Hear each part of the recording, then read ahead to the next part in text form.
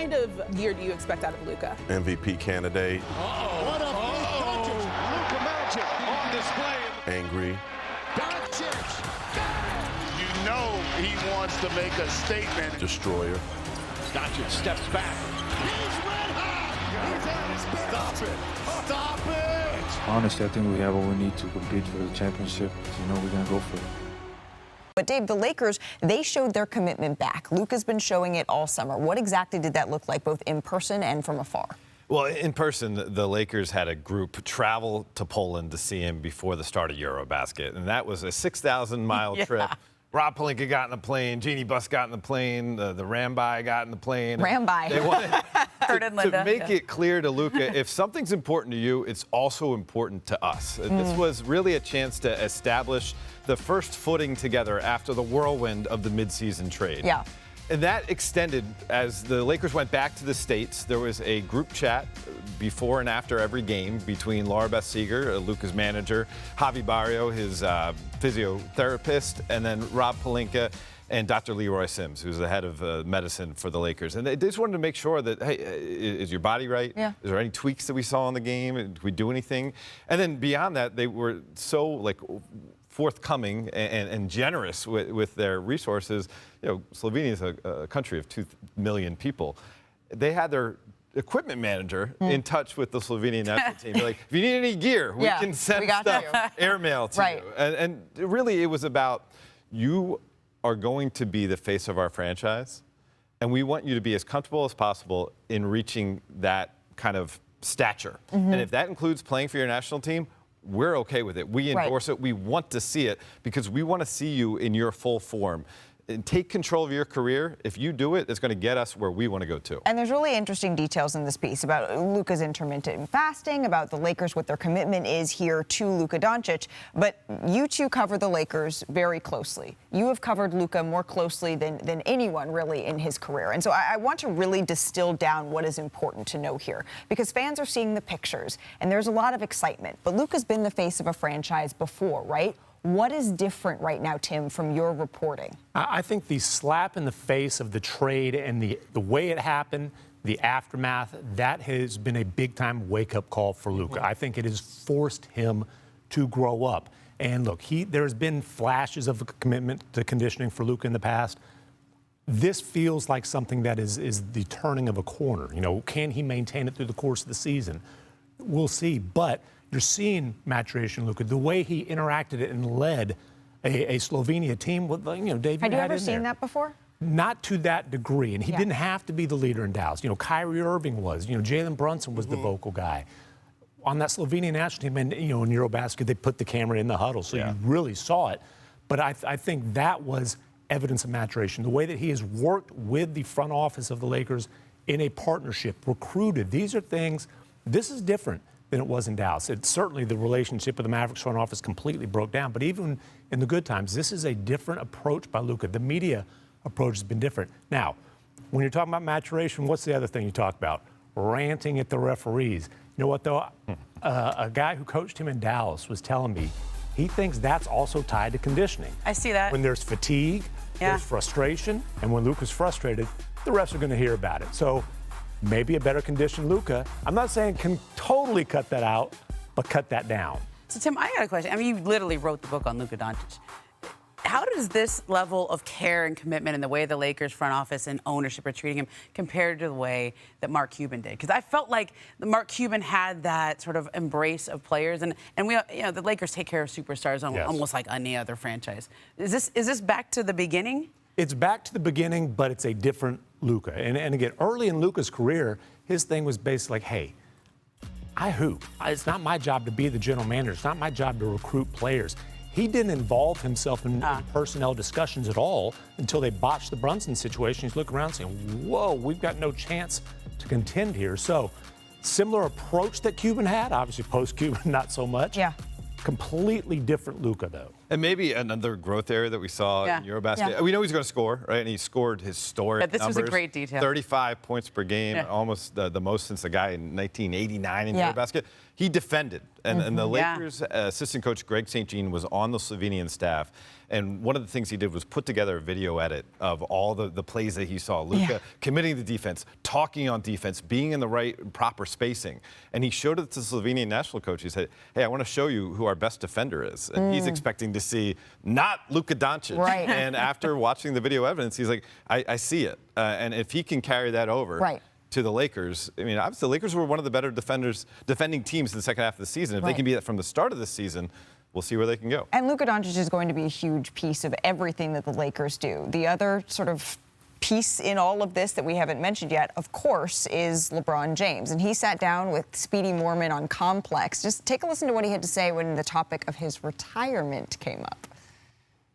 Listen, guys, every time I pick up something new does not mean retirement. It's like, oh, with chopsticks. Oh, he's retiring. Oh, I've seen he wear a T-shirt that's too big. Oh, retirement. Oh, he picked up golf, retirement. It's like, it's just something I want to do. It's just a little hobby. But retirement is coming. It is coming. It's just not here just yet. Does just yet mean like today or tomorrow? What's your takeaway here? Well, first of all, shout out to my Q's brother, Speedy Morman. Great interview. Very compelling, LeBron, that you got in that sit down. But honestly, I've spoken to countless people close to LeBron over this summer after kind of the murkiness of the statement from Rich Paul that was given to Shams Charania after LeBron picked up his option for year 23. And most of them are telling me, I think we're pretty close to the end, but I don't know if LeBron knows where he's at. Does he know that this is from day one going to be the last year? Will he start to feel it? Will he start to feel otherwise and say, you know what, this is a really good Lakers team, and maybe we can do something special this year and extend it? You know, one person close to him told me at one point, if the Lakers win, is he going to walk away from the chance to defend it and get 6 rings versus 5? I mean, obviously, there are many permutations out there, and we have to see how it plays out. Yeah, I think that's a really human approach to all of this, right? And we've seen players, Kobe Bryant, they didn't necessarily declare it at the beginning of the season. You feel it out a little bit before that decision is made. I'm sure we will be talking a lot more as we approach the season on these Los Angeles Lakers. Dave McMenamin, thank you very much.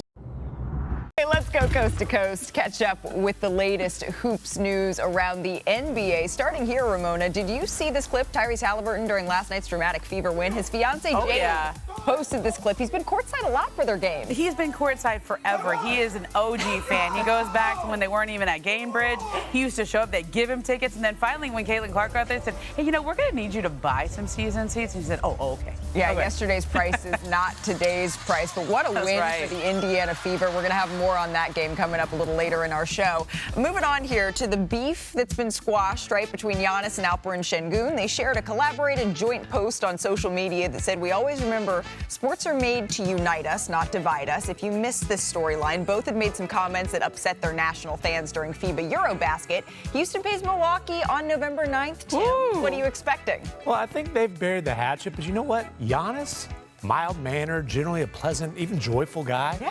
Underrated beefer. I mean, this guy, you got this. You know, you've got the deal with Papa Halliburton, the game ball saga with the Pacers, versus the latter in Philly back in the day with Harden. Giannis got some beef. Well, you know, yesterday, you know, Giannis's dad jokes too. It's all good with him, right? Let's go to the Miami. ESPN Shams Charania reported this morning that Tyler Hero getting surgery, unfortunately, on his left foot. He will be sidelined to start the season. He was hurt in an off-season workout. The Heat had a bottom 10 offense last season, Ramona. So how concerning is this? It's slightly concerning because I think this has been going on all summer. He didn't really train with his longtime trainer, Drew Hanlon, all summer. This has been bothering him, and I think hope was that he could avoid surgery, but got to get it done, got to get him back on the court. So this opens up room for Norm Powell. Good thing they got him, and maybe even Terry Rozier, who was kind of buried on the bench chart, the depth chart there. Out to start the season, though, for Tyler Hero. All right, trade value. To the stalemate between restricted free agent Jonathan Kuminga and the Warriors. It continues. His agent, Aaron Turner, Winter, he told the Hoop Collective podcast that they're prepared to take the $8 million one-year qualifying offer. So the Warriors, remember, they'd reportedly offered a 3-year, $75 million deal, but the team is sticking with that team option in the final year, and that has been a sticking point. So whether it's a team or a player option, that would guarantee Kuminga $48 million in the first 2 seasons. Since we're talking money, we need to bring in Mr. Money Moves, Bobby Marks, our front office insider. Bobby, why would Kuminga take the qualifying offer instead of that guaranteed, $40 million more? Yeah, first, give credit to Brian Windhorst. I don't think I've seen an agent come on a podcast and negotiate for his client like he did, Aaron Turner did with Jonathan Kuminga here. I think from his perspective, he's looking at it first. The $8 million qualifying offer gets him to unrestricted free agency next year. It also gives him the right to veto any trade coming forth. It was also mentioned, and Anthony Slater has mentioned this, that Kuminga has taken out a insurance policy in case he does get injured. So there is the mitigating cost as far as future salary that could be coming in. But I do think, Malik, I think there's a compromise here when you're looking at it. And I know we've talked about the 2-year, the team option here. I think you could still do the team option. And I think what you can do if you're Golden State, let Kuminga have the right to veto any trade. But here's a little wrinkle. If he was traded and Golden State exercised that team option, guess what happens? He no longer has the right to approve any trade any further. So I think there is a common ground, at least from the Warriors' perspective, to get a deal done, because I think this is kind of the last resort both sides want to go through, is have him play out on that 1-year deal. Bobby, when I read that the Warriors had offered him the 3-year deal, the 3 years with the team option on the on the 3rd year, I felt like they were the ones who blinked. Like, that to me was a significant development in these negotiations. That was a concession, because all summer long it had been a 1-and-1 team option on the 2nd year. Now it gave him another guaranteed year. So that's, instead of being $24 million 2 years, but only 12 of that's guaranteed, now this is an extra $40 million guaranteed. That's a lot of money. And I felt like the Warriors already blinked by offering him that. And I know we're hung up on this team option versus player option, but Bobby, you tell me if I'm wrong, but that felt like in the stare down that Kuminga has already got them to move.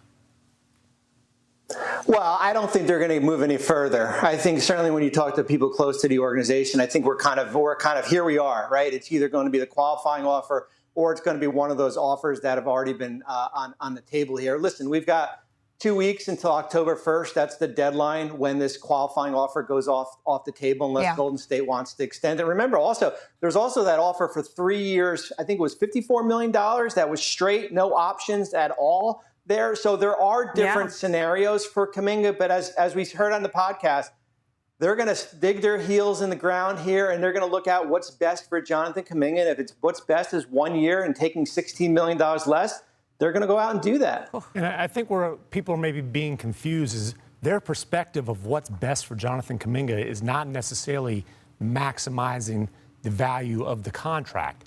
They're looking, Jonathan Kuminga thinks he is a blossoming star. Right. Clearly, the Golden State Warriors do not agree with that. Steve Kerr does not agree with that. Jonathan Kuminga wants to be in a situation where he can thrive. And he says, hey, if I'm leaving money on the table now, he's betting if he gets in a situation where he'll have the ball more, where he can thrive, that the money will come. You can agree or disagree, but his perspective isn't, let me get paid as much as possible right now. Right, and you heard that up close on the Hoop Collective podcast. Again, Brian Windhorst, you can listen to that interview. It is up now wherever you get your podcast. Tim, have you checked your mail?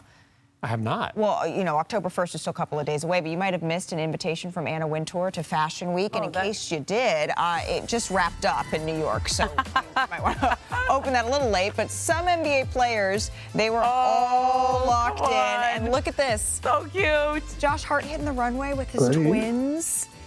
Love it. I do have a good sweats collection. Precious. You have some great shoes. Look at working it. Look at these youngins. Also one of the perks of playing in New York for the Knicks. Absolutely. It works with the schedule, maybe a little differently than Tim McMahon's